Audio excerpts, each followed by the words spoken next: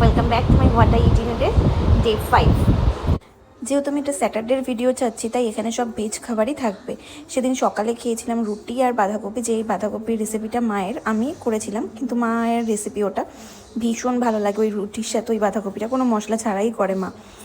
আর তারপর দুপুরে ছিল পোলাও আর আলুর দম আর বেগুনি। আলুর দমটা আমিই করেছিলাম, পোলাওটা মা করেছিল। আর তারপরে খেয়ে নিয়েছিলাম কিছু তরমুজটা ডেকোরেশন করে রেখেছিলাম যাতে সুন্দর লাগে প্লেটটা, তাই তরমুজের ভিডিওটা ভালো করে নিয়ে নেওয়া হয়েছে।